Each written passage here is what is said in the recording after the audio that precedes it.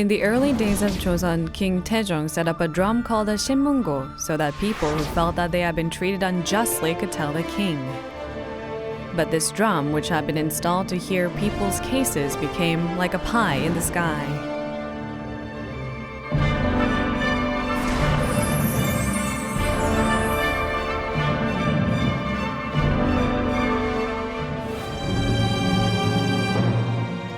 People were hopeful upon hearing the news that the sinmungo had been installed for those who had been treated unjustly and had no one to turn to.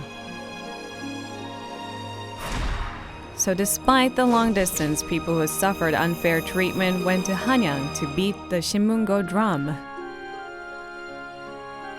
But once they arrived in Hanyang to beat the drum, the officials in charge became angry, telling them to follow proper procedures.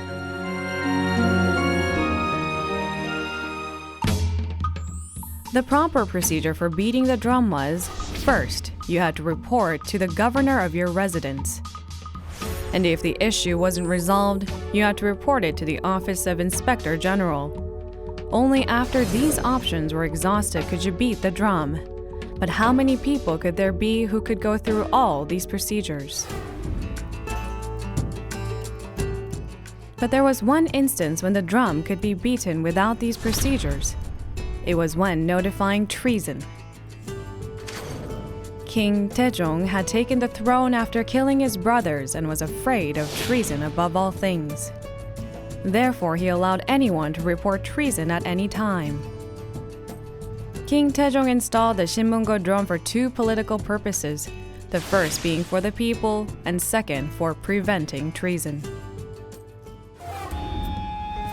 Beat the drum if treated unjustly. People thought the sinmungo drum represented good politics and was for the good of the people.